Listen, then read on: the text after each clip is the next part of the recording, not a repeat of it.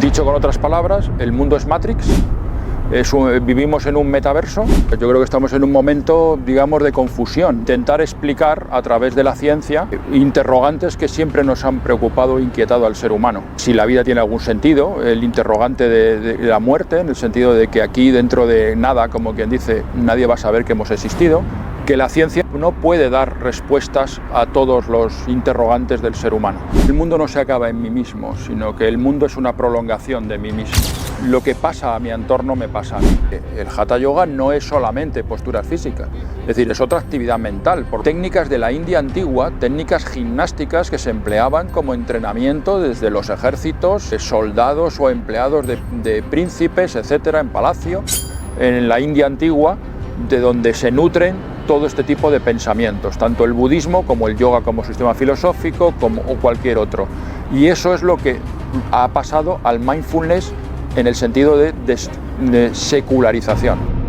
Bienvenidas y bienvenidos a Estado de Flow. Mi nombre es Nadia Abselam y hoy te traigo un episodio que rescaté de mi podcast anterior con Emilio García Buendía, profesor de filosofía, que he querido que este legado continúe. Por si no has visto este episodio, te lo recomiendo porque es un experto en filosofía oriental, sobre todo para mí en el tema del yoga, es un referente académico. Emilio García Buendía es licenciado en Derecho y en Filosofía. Es profesor de filosofía de la Universidad Complutense de Madrid, en España, donde realiza actividades de docencia e investigación. Es autor de este libro, El Yoga como Sistema Filosófico, los Yoga Sutras, que es un elemento fundamental para toda persona que quiera profundizar en la práctica de yoga. Para mí es la base en cuanto a lo que es la esencia del yoga más allá de sus posturas. Esto fue su tesis doctoral que plasmó en este libro, que creo que pronto volverá a salir a la venta. En el momento que él lo vuelva a poner a la venta, te lo iré contando, sobre todo en las historias de Instagram, que voy a ir actualizando todo al momento. Te lo dejaré y también te lo dejaré en la descripción el enlace. En este episodio hablamos sobre filosofía del yoga, sobre diferentes conceptos que tienen su base en la práctica de yoga y que poco se conoce. Así que si quieres saber un poquito más sobre Emilio, sobre el yoga y además que es un profesor de filosofía de la vida en general, te dejo para que disfrutes de este episodio, que por cierto, esto es Estado de Flow, así que hemos ido a la universidad a grabar al aire libre. Por eso, si estás sobre todo escuchándolo en Spotify o Apple Podcast o en otra plataforma de audio, te darás cuenta de que el sonido es externo y hay ruidos de coche, y espero que esto no interfiera en el contenido tan valioso y en el legado que nos deja un gran maestro y sabio, Emilio García Buendía. Que lo disfrutes porque esto es Estado de Flow.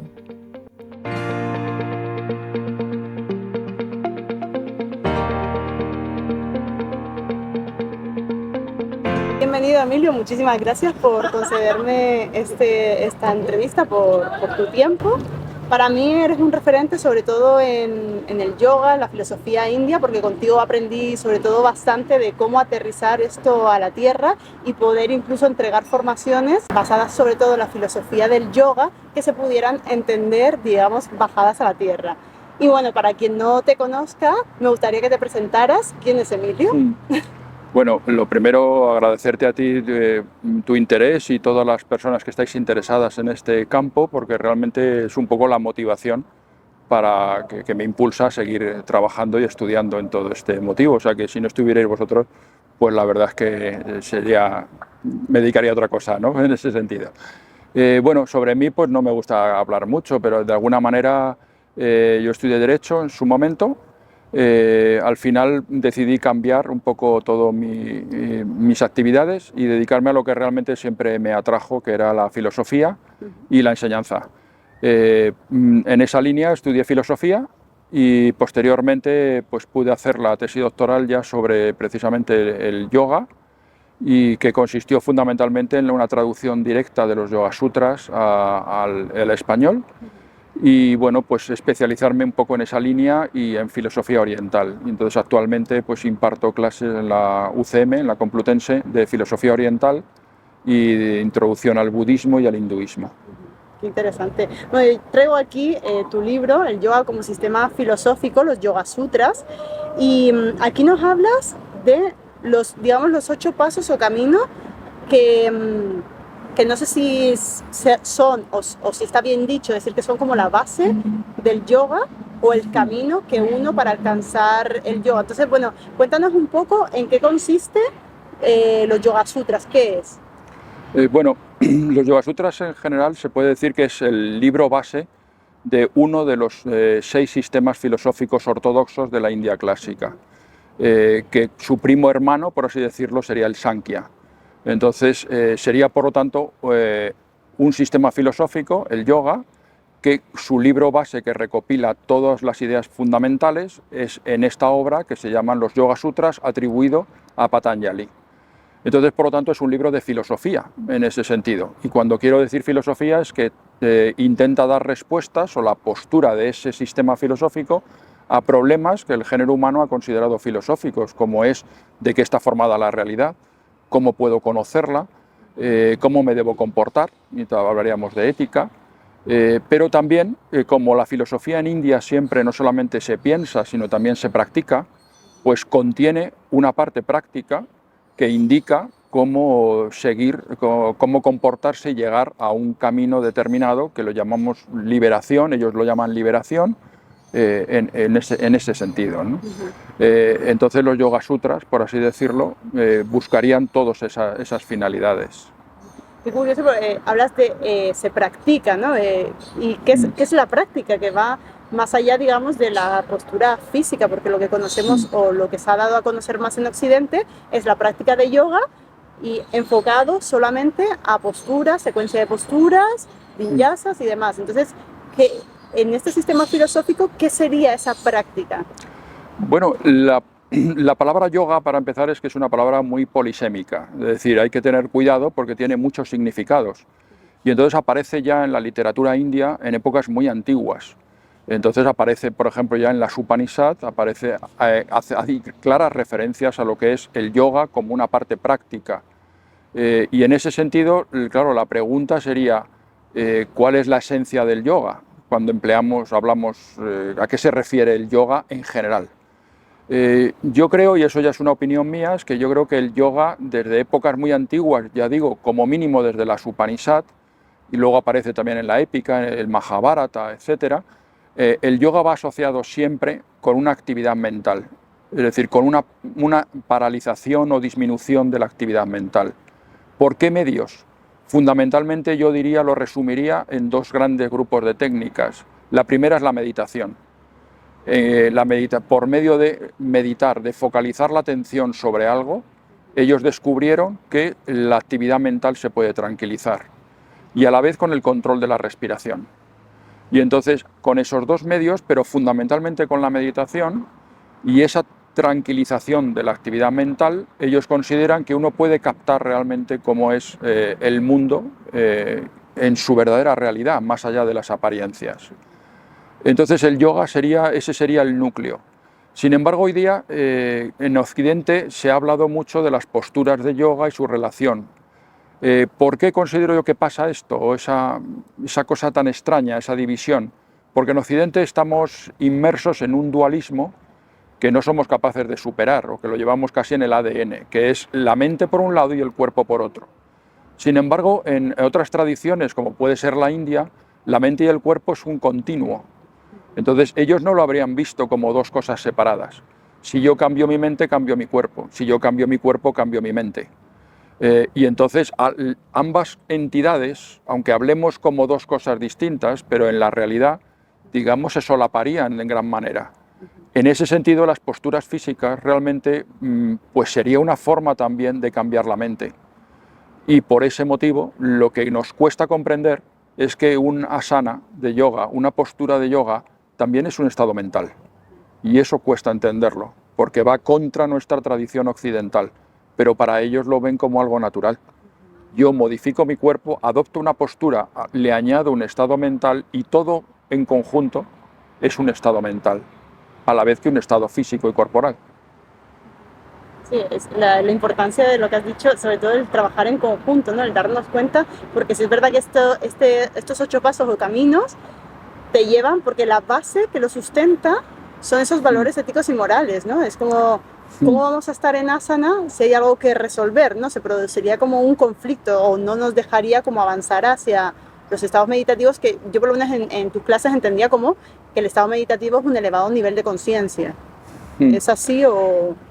Bueno, en los Yoga Sutras en concreto, lo que se plantea, lo que dicen es que a través de esa práctica, y en concreto que termina o se solapa con la práctica de meditación, llegaría a un estado mental que en Occidente, digamos, nos cuesta entender, donde la dualidad sujeto-objeto desaparecería.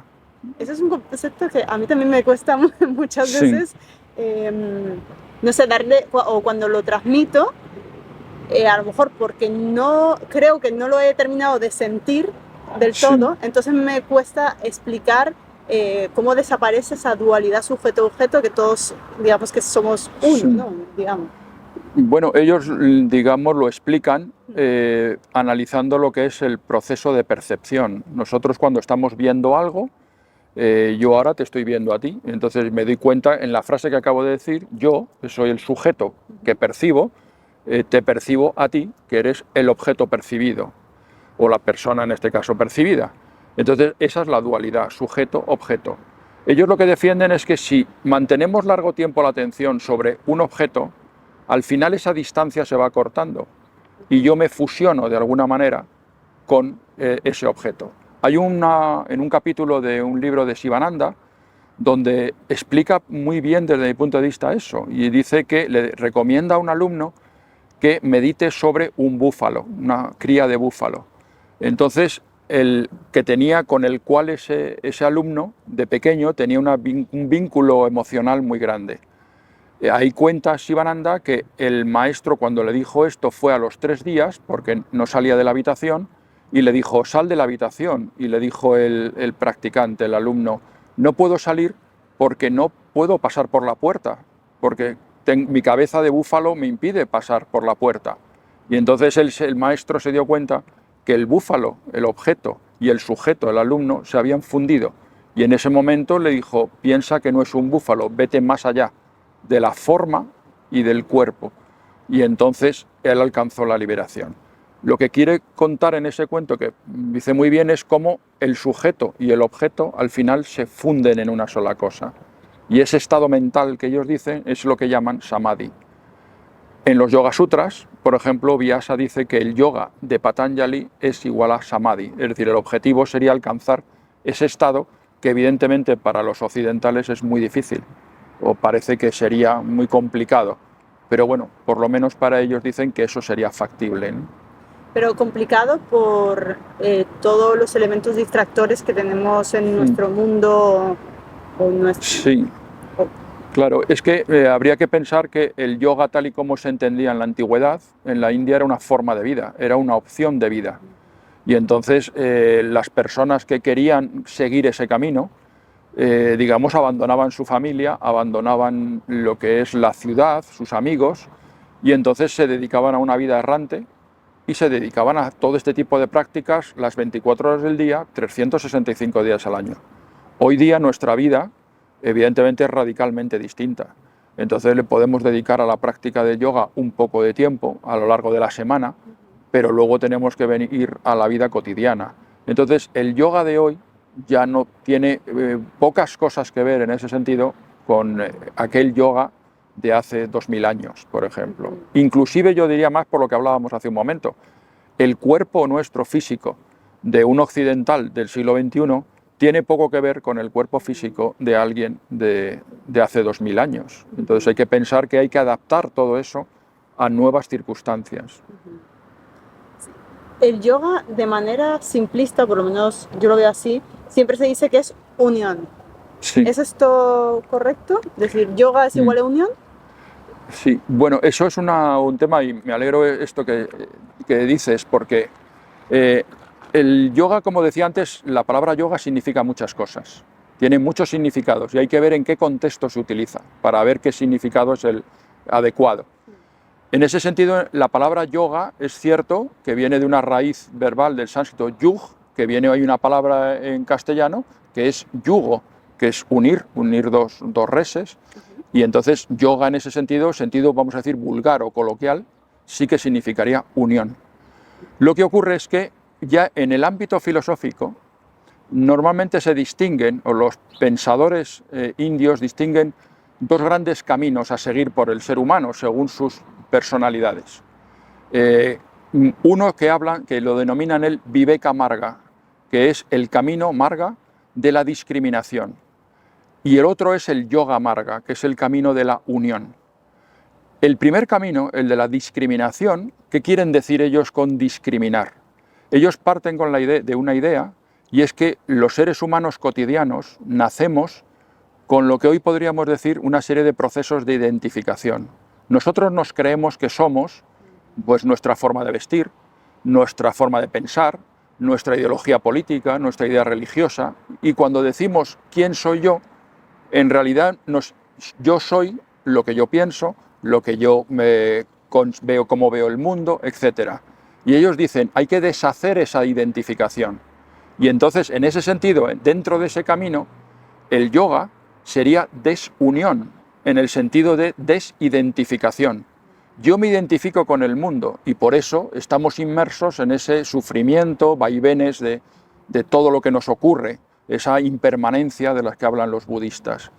Entonces, pero si yo me diera cuenta que yo no soy el mundo, que me he desidentificado, entonces me doy cuenta que lo que le ocurre al mundo no me ocurre a mí. Es como cuando estoy viendo una película. Yo soy el espectador, me identifico con lo que pasa en la pantalla y entonces yo me aterrorizo, yo me alegro, yo estoy feliz con lo que pasa a los espectadores del cine. Yo me identifico con ellos. Pero si alguien me dice, no tengas miedo en esa película de terror, porque a ti no te pasa nada, eso ocurre solo en la pantalla. Yo entonces cojo esa distancia y ya no tengo miedo. Me he desidentificado, me he separado de eso. Entonces yoga en ese sentido sería desunión, sería en el sentido de desidentificación. El otro camino, que curiosamente por ese equívoco de la palabra, es el yoga marga. El yoga marga, ese camino ahí sí significa unión.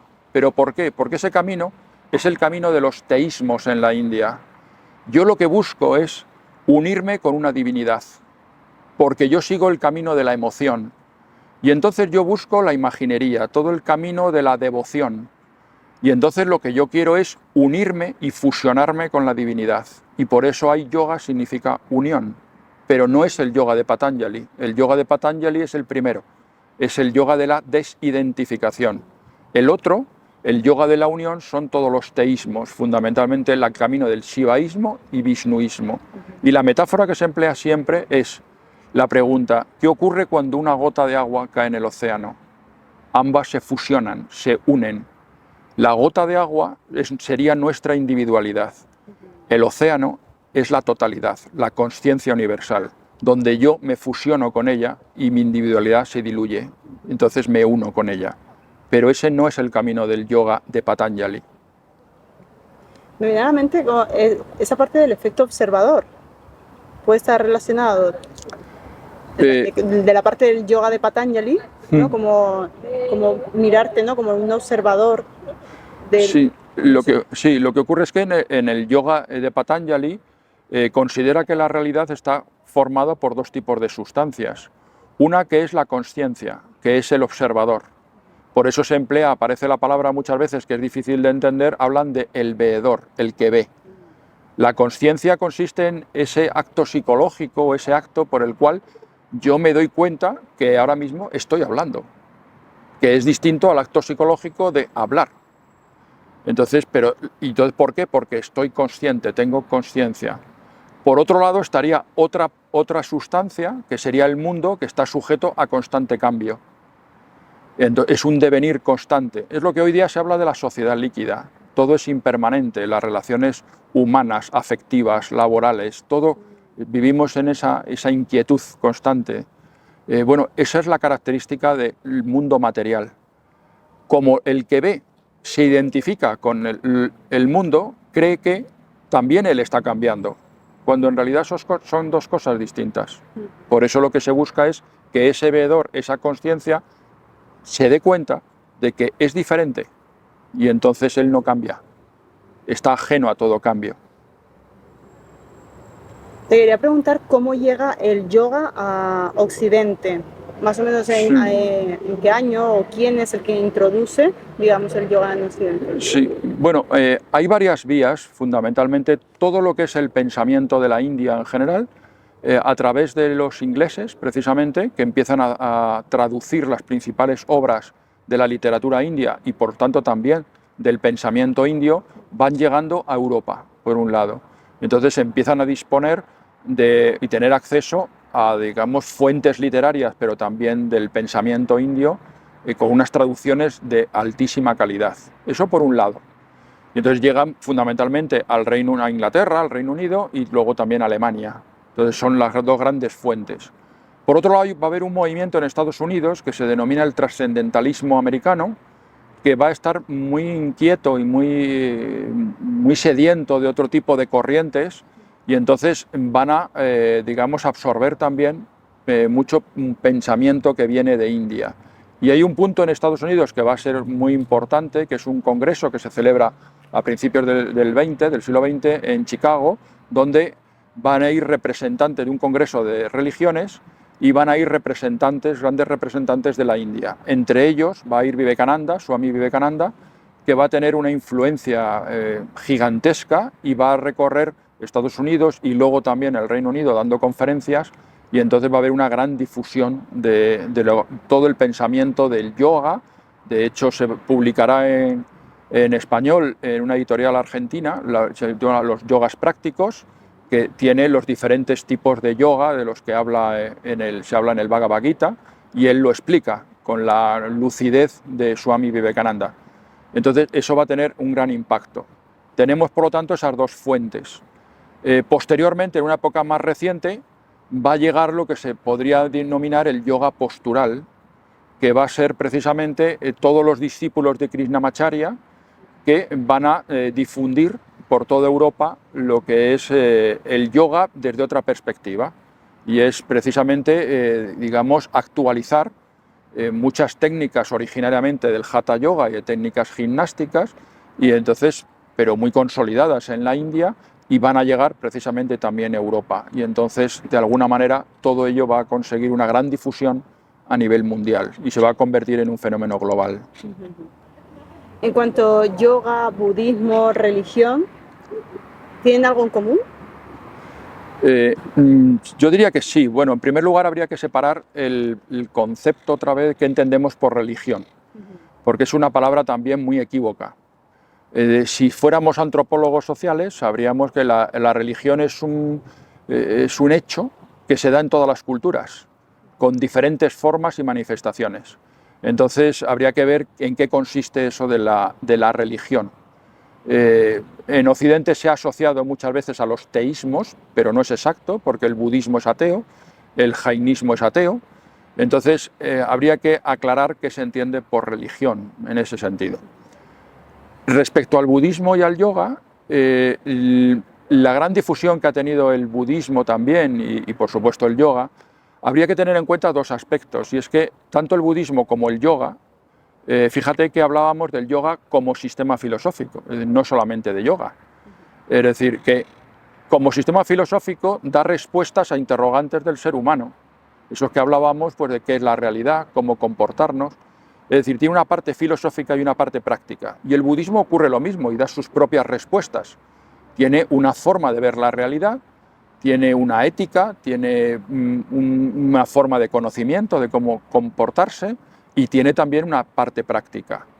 En ese sentido, lo que se ha producido es una especie de lo que alguien ha llamado secularización del budismo o secularización del yoga. ¿Qué quiere decir eso? Que la parte, digamos, teórica o filosófica se ha quitado.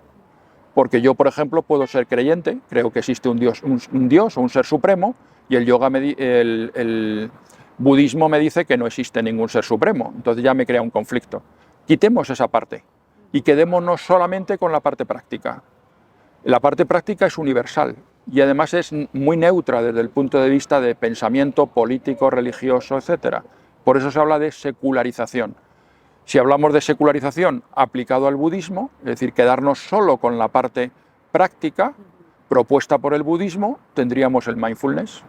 Si quitamos toda la parte filosófica o conceptual del yoga, tendríamos un yoga secularizado y tendríamos el yoga postural, por ejemplo. Entonces es algo, dos pensamientos muy neutros, que vale para cualquier tipo de personas con independencia de credo, religión, raza, etc.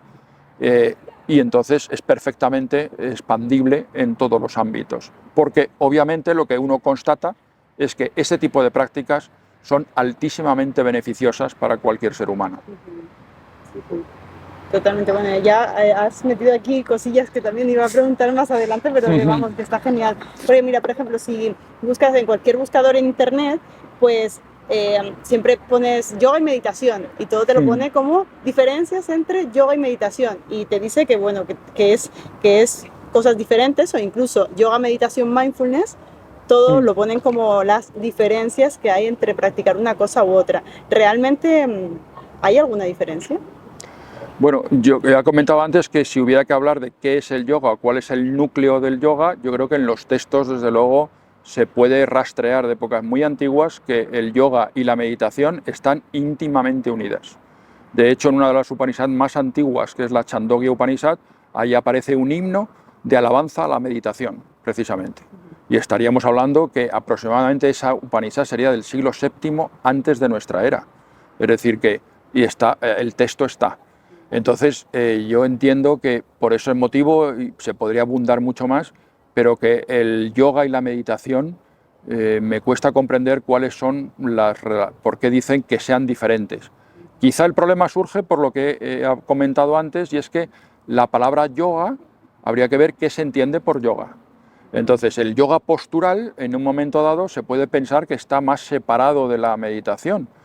Yo entiendo que no, porque por lo que decía también antes, es decir, aunque se ponga el acento en la parte física o en las posturas físicas del yoga, no hay que verlo desde el punto de vista occidental.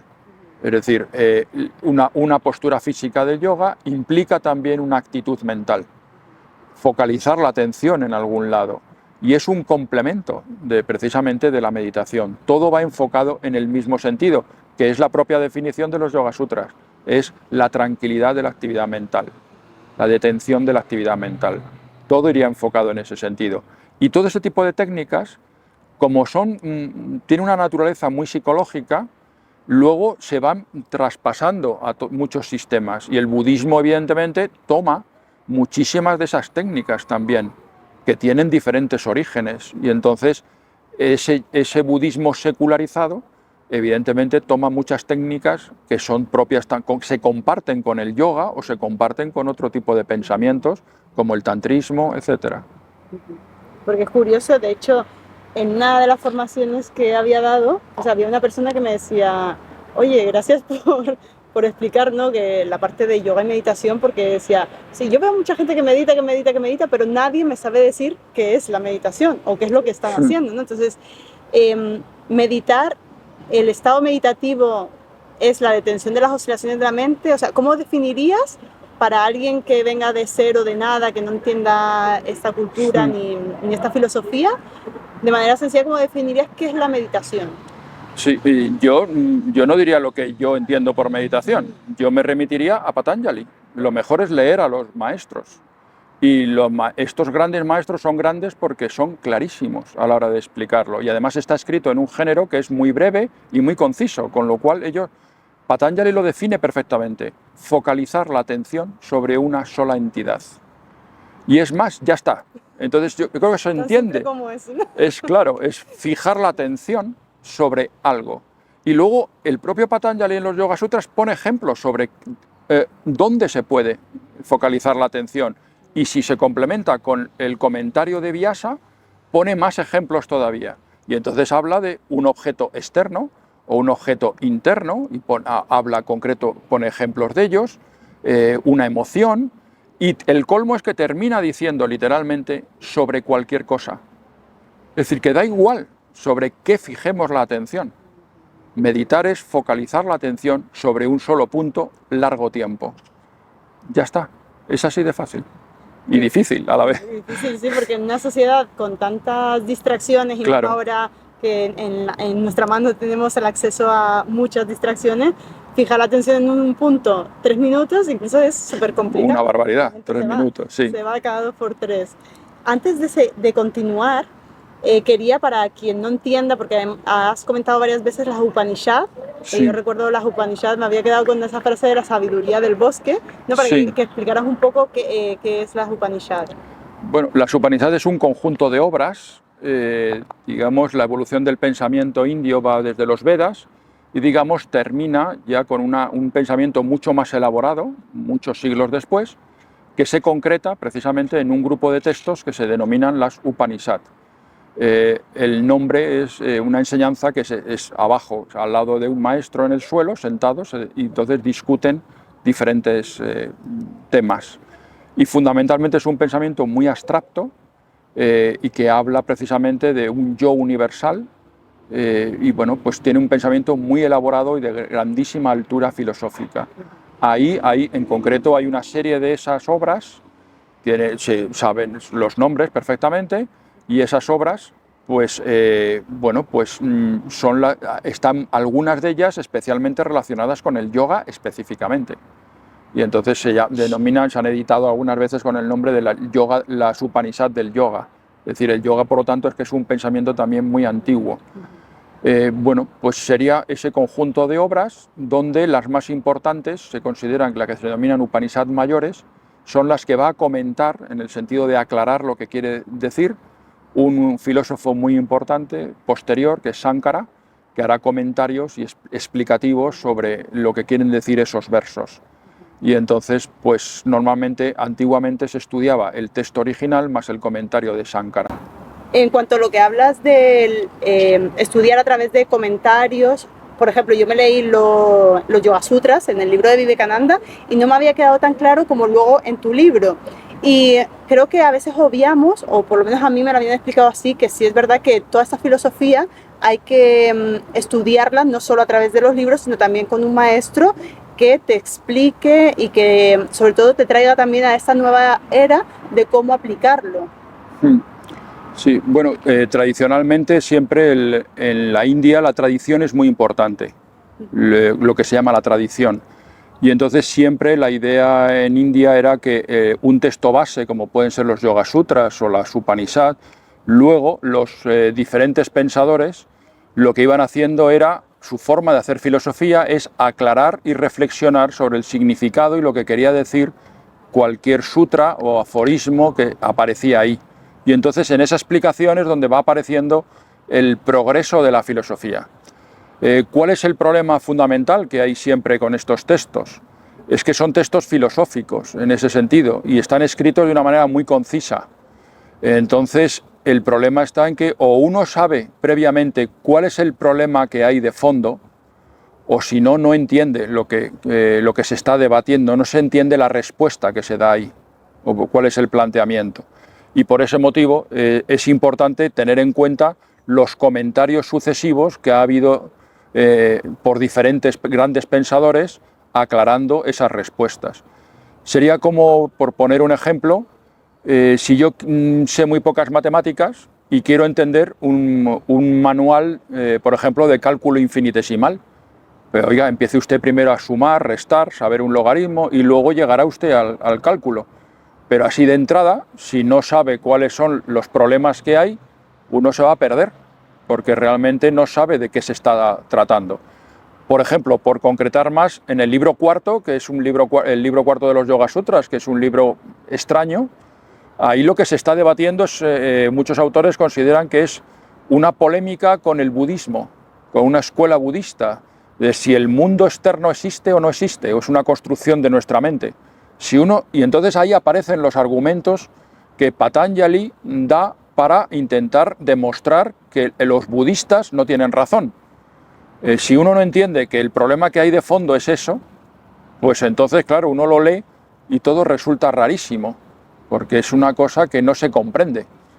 Pero el problema es la pugna que hay de una postura que llamaríamos realista, que el mundo existe con independencia de cualquier sujeto, o una postura idealista, como sería el de muchas escuelas, algunas escuelas budistas, que consideran que todo el mundo es una construcción de nuestra mente. Bueno, pues Patanjali da argumentos para intentar refutar esa postura, y eso es uno de los núcleos del libro cuarto. Si uno no entiende esto, pues es que realmente está perdido a la hora de leer ese libro, por ejemplo. Y ahora que dices esto, ¿el mundo es una construcción de nuestra mente? Bueno, yo no lo sé. Pero son las dos posturas. Para entender un poco esa problemática podemos acordarnos en películas que son de culto ya hoy día, como Matrix, o hoy más recientemente el metaverso. ¿Realmente el mundo en el que estamos viviendo es Matrix? ¿O eso es una ficción de unos guionistas?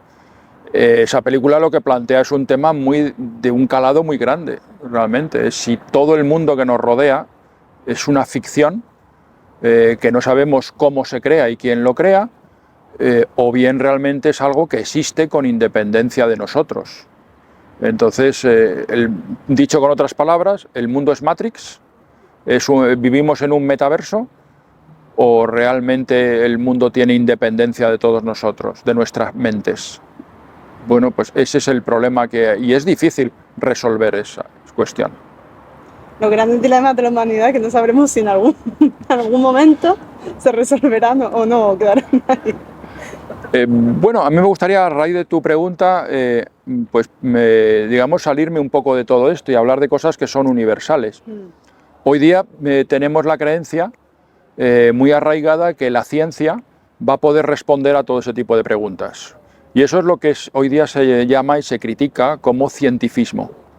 Es decir, y en ese sentido ya hay autores que yo creo que con los cuales me uno, que la ciencia no puede dar respuestas a todos los interrogantes del ser humano. La ciencia es, como dice una pensadora inglesa, Mary Midley, es una ventana al mundo, pero también hay otras ventanas al mundo, que son las emociones, el arte, y ella dice también las religiones en el sentido de la emotividad. Entonces, esos grandes interrogantes, digamos, probablemente la ciencia no pueda responder nunca, y tendremos que acceder a esas respuestas por otras vías, como puede ser el arte, en concreto el arte o la emotividad, las emociones humanas. Y ahora que sacas este tema, porque claro, ahora hay varias corrientes, digamos que la gente se ha ido más una hacia la neurociencia, lo científico, y otros hacia más lo físico, por ejemplo, si hablamos de las prácticas de yoga, como buscando respuestas tanto en un lado como en el otro. ¿Cómo favorece esta integración y a la vez cómo perjudica la esencia de estas prácticas orientales que no las entendemos en Occidente porque es otra cultura con tantas evidencias por medio que al final, como eso lo tenemos como autoridad, parece que es como la verdad absoluta, ¿no? Entonces, en este panorama... Bueno, yo creo que estamos, pero eso ya habría que hablarlo desde muchas perspectivas. Yo creo que estamos en un momento, digamos, de confusión, ¿no? Yo volvería un poco a lo que te acabo de decir, ¿no? Es decir, yo creo que lo que se busca muchas personas en las neurociencias es intentar explicar a través de la ciencia interrogantes que siempre nos han preocupado e inquietado al ser humano, interrogantes de distinto tipo, ¿no?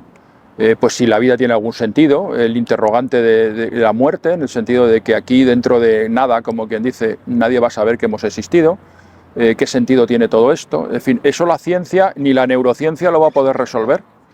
La neurociencia nos podrá explicar en qué consiste, por enlazarlo con antes, pues en qué consisten los procesos de atención, qué ocurre, pues qué puede ocurrir en nuestro cerebro, si se van apagando zonas del cerebro cuando vamos focalizando la atención en eso que llamábamos meditación. Eso no lo puede explicar, pero habrá interrogantes que nunca nos va a resolver. Y entonces se va muchas veces al lado contrario, es decir, se desprecia el conocimiento de la ciencia porque se piensa que nos va a llevar a un camino estéril, y entonces se abandona todo lo positivo que también nos ha aportado la ciencia, que es muchísimo. Entonces, quizá la cuestión sería encontrar un término medio y coger cosas positivas de diferentes ámbitos. Este tipo de pensamientos nos va a aportar siempre respuestas que no da la ciencia, pero que la da la filosofía, o si queremos las humanidades en general. Y entonces las humanidades yo creo que por eso son tan importantes, porque es un acceso, una vía a respuestas a interrogantes que nos seguimos haciendo todo el mundo en todas las latitudes, de una manera o de otra. Y la ciencia puede ayudarnos también en su lado, pero no ni uno ni otro con exclusividad va a ser la solución en ese sentido. Siguiendo con esto, el famoso mindfulness, y digo famoso porque se ha puesto tan de moda que parece que a veces como que en yoga, meditación, no, yo hago mindfulness. ¿De dónde nace, de dónde viene su origen, digamos, y por qué se trata separado del yoga y la meditación? Yo creo que el mindfulness es, digamos, Kabat-Zinn, sobre todo, que va a ser el que va a desarrollar los primeros programas, el programa principal de mindfulness. Pues él era un gran practicante de yoga, conocía muy bien muchas tradiciones de India y de Asia en general, y entonces él, precisamente, su genialidad consistió en darse cuenta de que son técnicas que podían ayudar a aliviar el dolor, sobre todo él al principio en ambientes hospitalarios, gente que está sufriendo por diferentes enfermedades o en fases terminales, entonces todo este tipo de técnicas les podía aliviar, es decir, mejorar en su situación. Lo que se dio cuenta es que para que fuera aceptado en el ámbito hospitalario por el mundo médico, vamos a decir del mundo científico, no le puedes plantear esos aspectos, digamos, filosóficos o teísticos, o en fin, todos esos postulados. Y entonces su genialidad es decir, ¿por qué no prescindo yo de todo eso y me quedo con la parte práctica que apoya y que ayuda a las personas? Entonces, en ese sentido es lo que hablábamos antes de la secularización del mindfulness. Quitó toda esa parte teórica y entonces lo que hizo fue quedarse solamente con esa parte práctica. Y entonces fue aceptado en ese ámbito hospitalario y se vio realmente que todo este tipo de técnicas son muy fructíferas y muy positivas. Luego ya se fue expandiendo a otros ámbitos más allá del mundo hospitalario. La cuestión es, ¿tiene poco que ver con la meditación? Yo entiendo que no. Gran parte de las técnicas del mindfulness, hasta donde yo conozco, pues se solapan en muchísimos sentidos con técnicas meditativas que son muy transversales, por lo que decía antes, que proceden antiguamente no solamente del budismo, sino también del yoga, del tantrismo, es decir, hay una especie de mar de fondo, suelo de fondo práctico en la India antigua, de donde se nutren todo este tipo de pensamientos, tanto el budismo como el yoga como sistema filosófico o cualquier otro. Y eso es lo que ha pasado al mindfulness en el sentido de secularizado.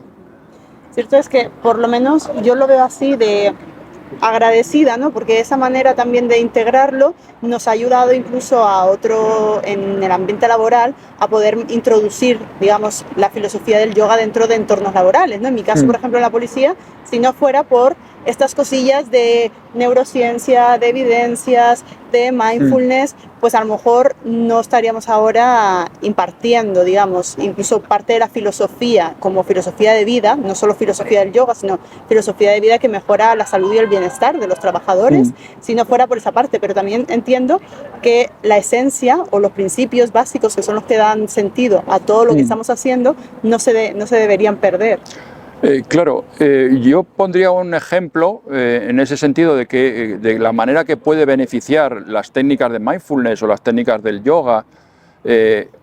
Pensemos como hoy día se habla en psicología cognitiva, que somos procesadores de información. Tenemos unos inputs, nosotros procesamos internamente esa información y generamos unos outputs en nuestro entorno.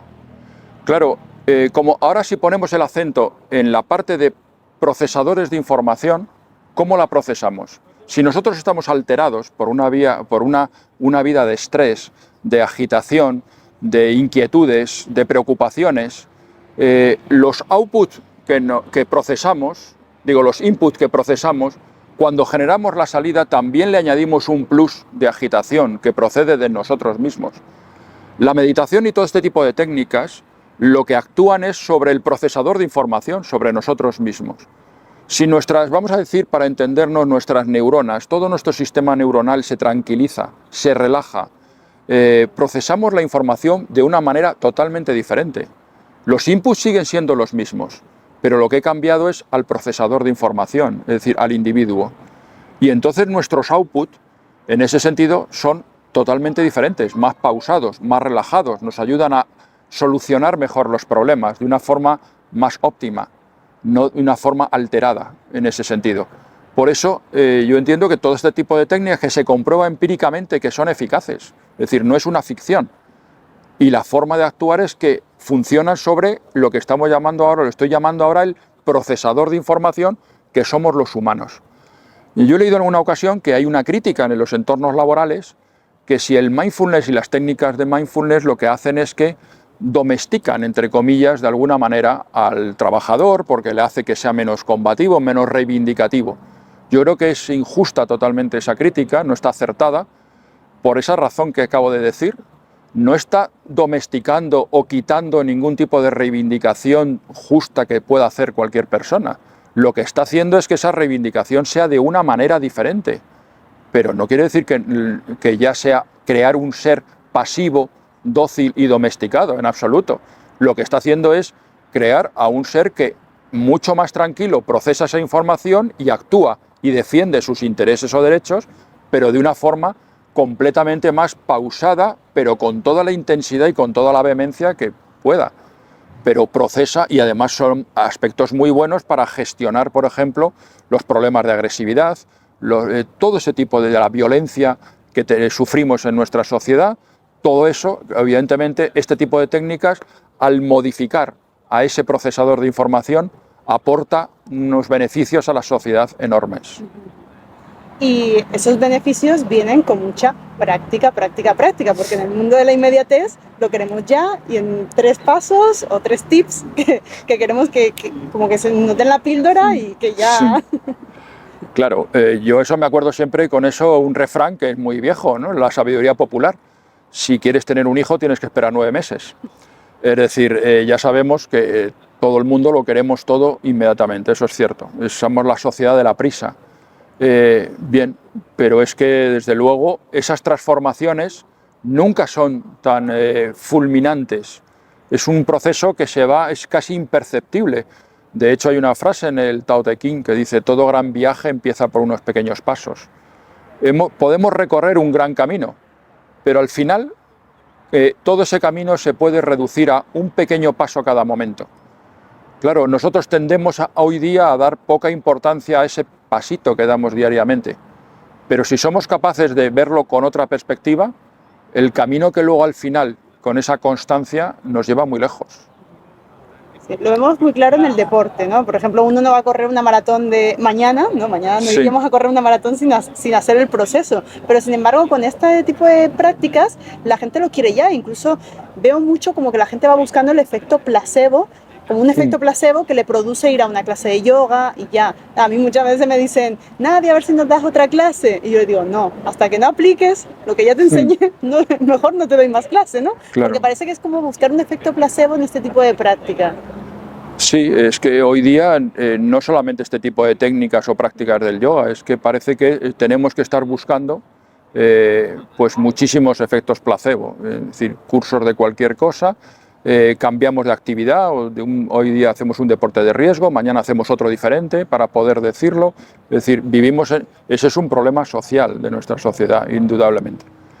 Y bueno, yo creo que es importante que también a través de estas técnicas vayamos tomando conciencia del valor de la serenidad, de volver a recuperar lo que llaman ese movimiento que surgió en Italia, el slow food, es decir, que no es comer despacio, sino es vivir despacio, tranquilo, recuperar el placer de una buena conversación, el placer de simplemente tomarte un café con un amigo.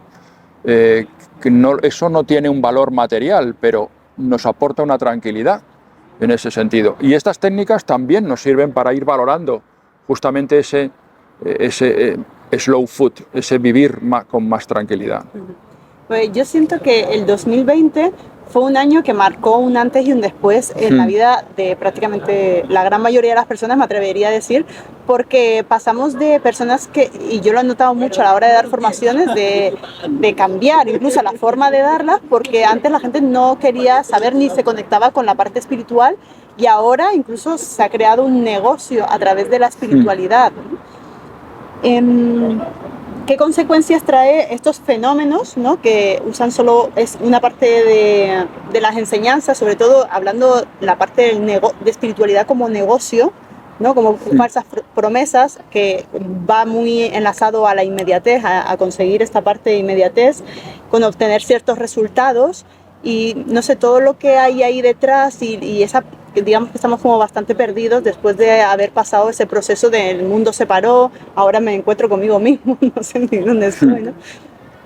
Sí, bueno, yo en eso lo único que puedo dar es alguna opinión nada más, pero no pasaría de ahí. Lo único es que, desde luego, a partir de ese quedarnos sin esos efectos placebos, de pronto, pues la sociedad o gran parte de la sociedad nos encontramos con que no teníamos esas distracciones, entre comillas, del exterior, y nos encontramos entonces con nosotros mismos y de pronto no sabemos qué hacer.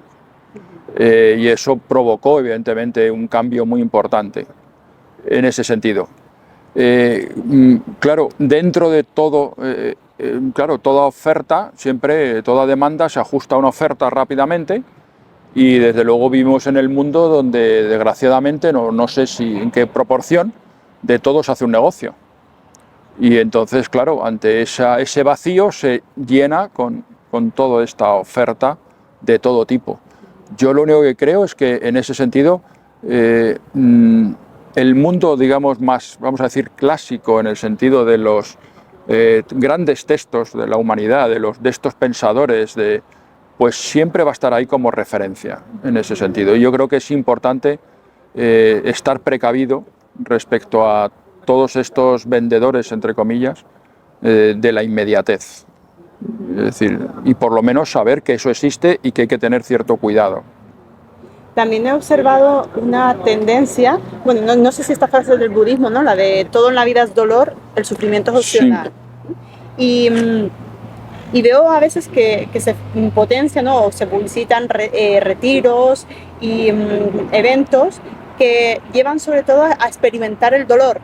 Las personas como que buscan ese chute, no sé realmente lo que buscan, pero vamos, que hay como una tendencia hacia el dolor, eventos que de alguna manera te llevan hacia provocarte el dolor, a una experiencia como muy intensa en ese sentido.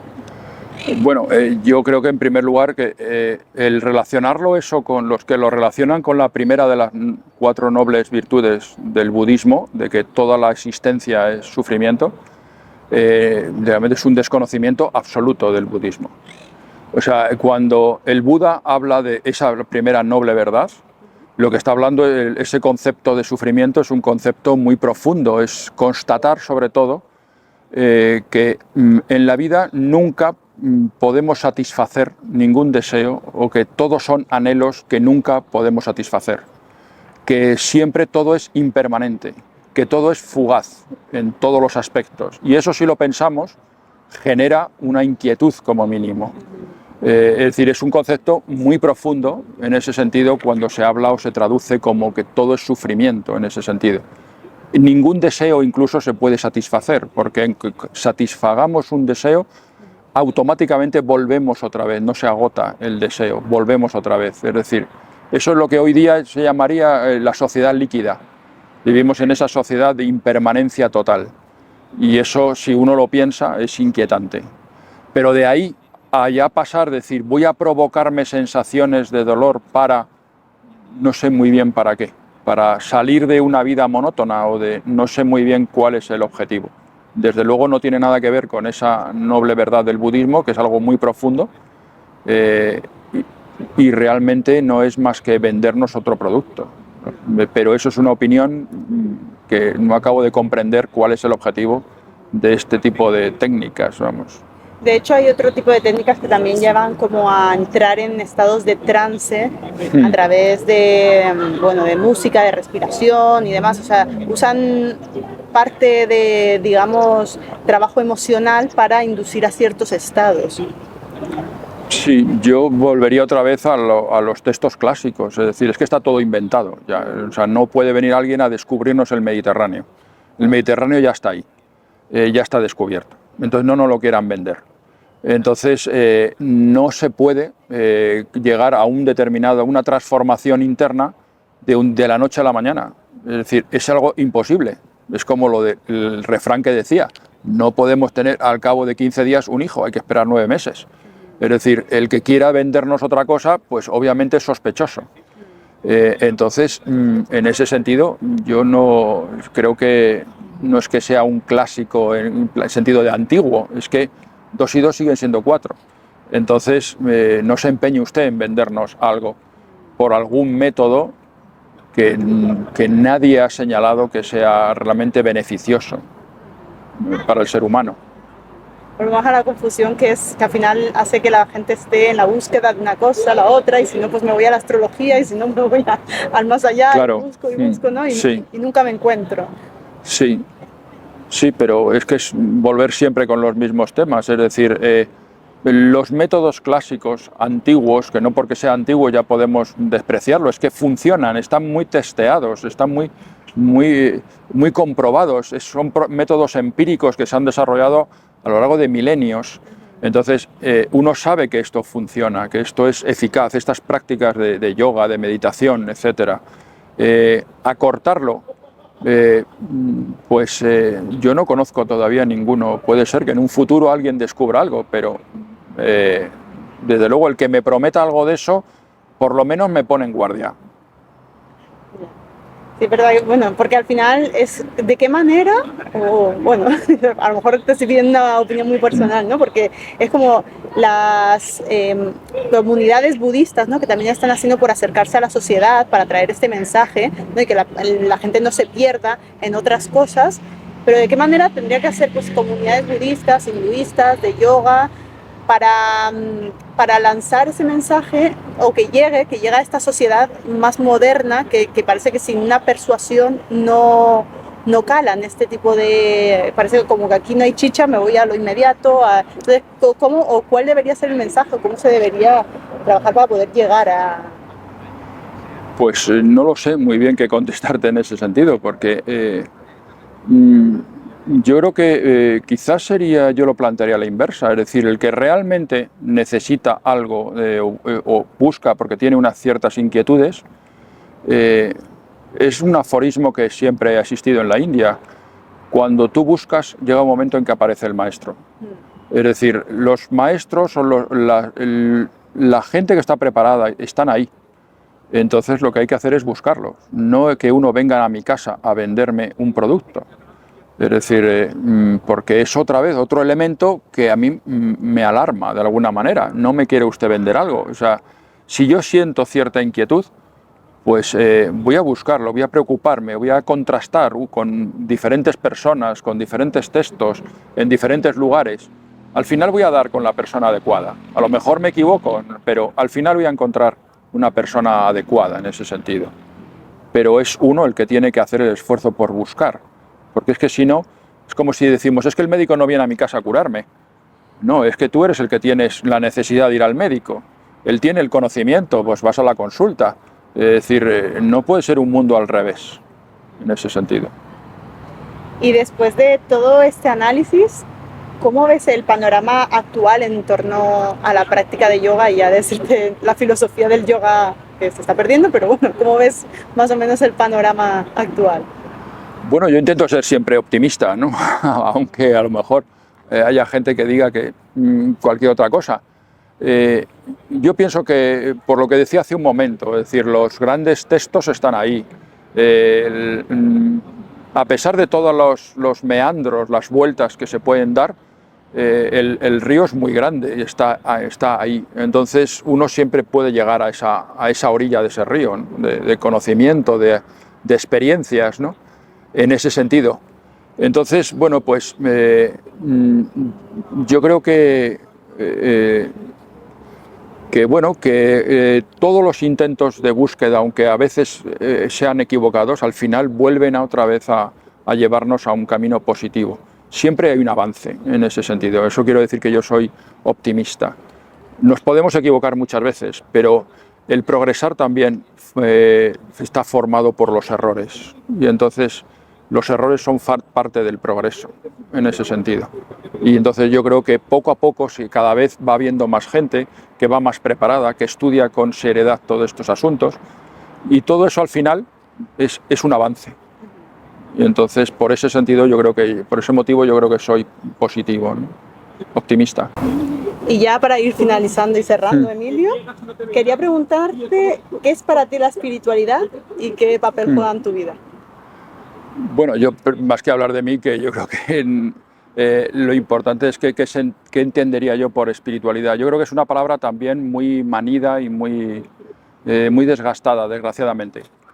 Mi interpretación, que es totalmente subjetiva y que, bueno, pues no pasa más que de ser una opinión, es que yo entendería espiritualidad en el sentido de estar abierto a todo lo que me rodea. Es decir, el mundo no se acaba en mí mismo, sino que el mundo es una prolongación de mí mismo. Y lo que pasa a mi alrededor, no solamente a otras personas, sino también a mi entorno biológico, a este árbol que nos rodea, a todo lo también forma parte de mí mismo. Y entonces, en ese sentido, me doy cuenta que yo no termino en mí. Y esa apertura hacia el mundo, en general, creo que es lo que podríamos llamar, o yo entendería, espiritualidad, en ese sentido. Podemos llamarle con otras palabras, empatía hacia lo que me rodea, considerar que nada me es indiferente en ese aspecto. Entonces, creo que esa sería la esencia de lo que sería lo espiritual, aunque yo digo que es una palabra muy equívoca también. Entonces, yo lo entendería en ese sentido, ¿no? Por eso me gusta este pensamiento, no solamente de India, sino de Asia, de ver la realidad como una totalidad. Lo que pasa a mi entorno me pasa a mí, y lo que me pasa a mí le pasa al entorno. Y entonces, de alguna manera, todos somos esa idea que tienen en India y en Asia de unidad, en ese sentido. Por eso yo creo que desde Occidente lo vemos como un mundo espiritual en ese sentido. Es decir, nosotros en Occidente somos muy analíticos, muy individualistas y separamos todo. Ellos lo ven todo como un continuo y por eso yo creo que tienen otra forma de abordar que empatizo mucho con esa forma de pensar. No sé si tenemos aquí un público, si queréis hacer alguna pregunta a Emilio antes de finalizar. Yo sí que tengo una pregunta para hacer. ¿Tú te acuerdas del proyecto este de Hatha Yoga Project? Están Mark Singleton, James Madison, Sí. que están en la Universidad de Londres. Sí. Investigando toda esta cuestión de que si el Hatha Yoga tiene influencia de la gimnasia sueca y todo eso. ¿Te acuerdas?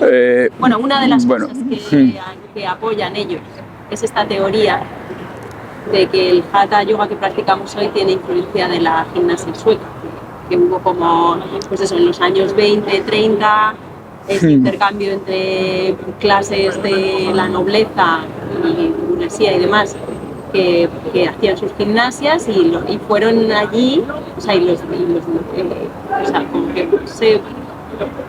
que los de allí cogieron, o sea, que de la India, los hindúes que practicaban Hatha, acabaron tomando cosas de la gimnasia sueca que la alta burguesía practicaba en Europa.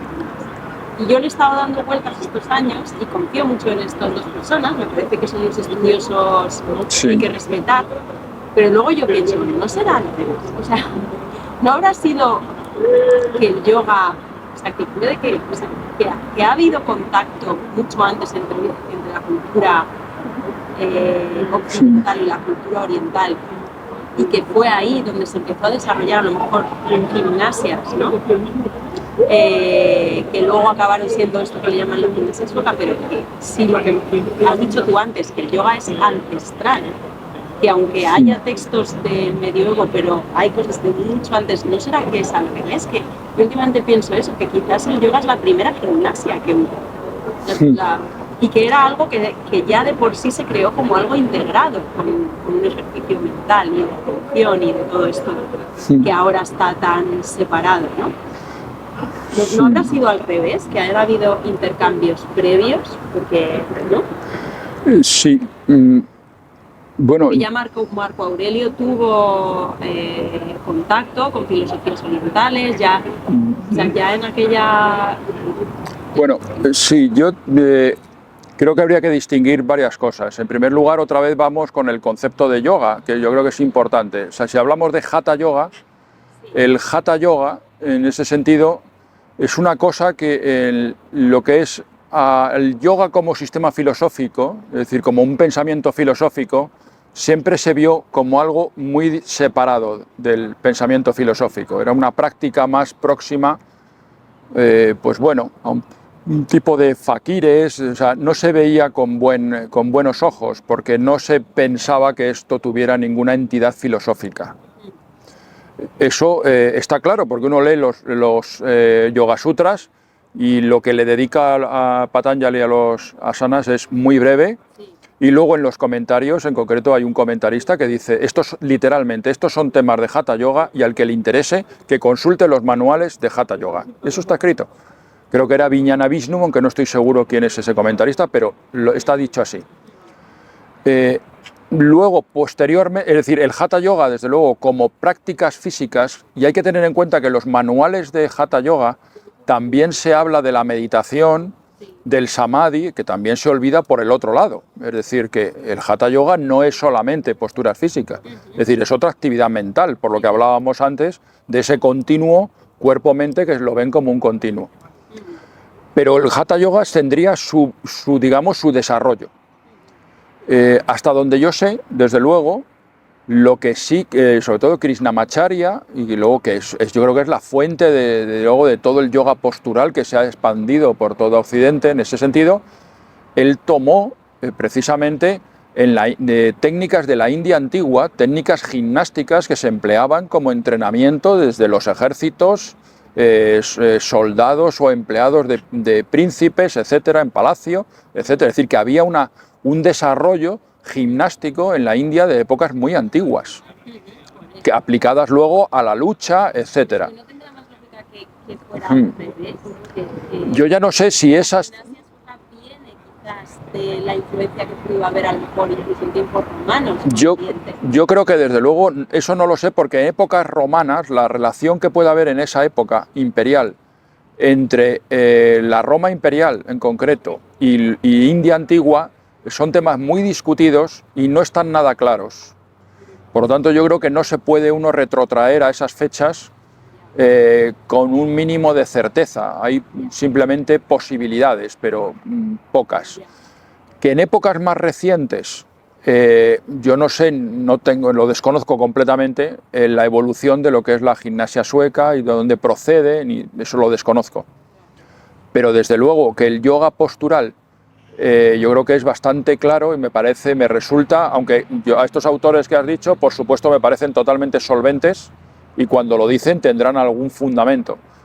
Pero desde luego de entrada me resulta chocante, porque desde luego en la India, por eso te digo, que tanto técnicas gimnásticas como técnicas de Hatha Yoga son ancestrales. Y por lo tanto, sí. Yo ya al revés no lo diría, no lo sé, eso ya no lo sé, porque no sé cómo podría haber influido, pero que desde luego en la India, que vaya a buscar a un sitio como Suecia unas técnicas me resulta difícil, porque hay una tradición autóctona, como puede ser la danza y lo que es el teatro, las artes escénicas, que no necesitan ir a ningún lado para aprender y desarrollar todo un tipo de actividades. Entonces lo tienen dentro de ellos mismos muy elaborado.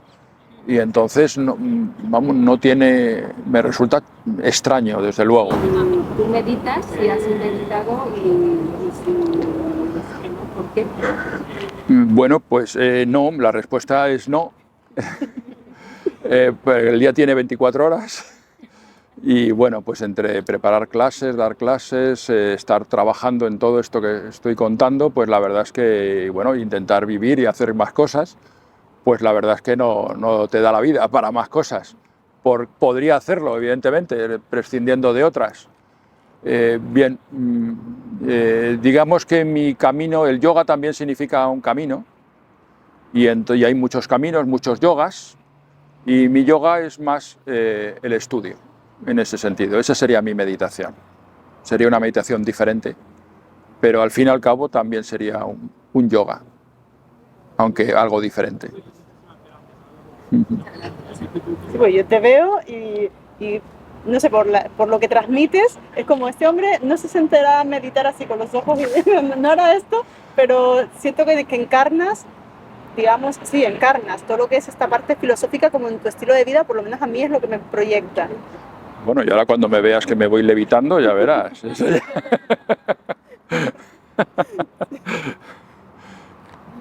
Pues no lo sé, eso es algo totalmente involuntario, no es nada. Percepción, ¿no? Sí.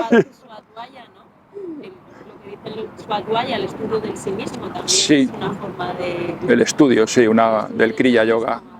Del Kriya Yoga, sí. Sí. Sí, sí. Sí. Camino, vaya. Sí, sí, por ahí iría la cosa. Una segunda parte, ¿no? Porque está tanto. Sí, esto es enorme, ¿no? Emilio, me gustaría saber, siempre es una pregunta que hago a todas las personas que entrevisto, que ¿cuál es o cuál crees que es tu propósito de vida o tu dharma? No sé si esto está bien dicho, asociar dharma con el propósito de vida, digamos. Se puede matizar. Sí, da igual, pero vamos, nos entendemos. Sí. En estos momentos, ¿o cuál crees en...?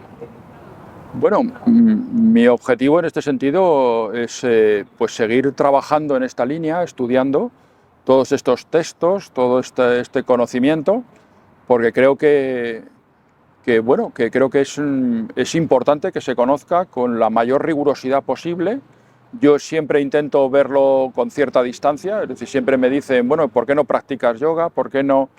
Bueno, yo lo veo desde una cierta distancia, no estoy implicado en ese sentido y lo que intento es verlo desde un punto de vista académico, objetivo, contrastando todo lo que voy poniendo con los textos y entonces, bueno, pues esa es la línea de trabajo y siempre con un objetivo que es que soy consciente de que hay, lo que decía antes, hay muchas personas que están interesadas en todo este mundo y lo que más desearía, no sé si lo podría cumplir más, pero es que que puedan disponer de ese trabajo que hago para que bueno, pues puedan acceder con rigurosidad a unas fuentes lo más serias posibles. Eso es el objetivo.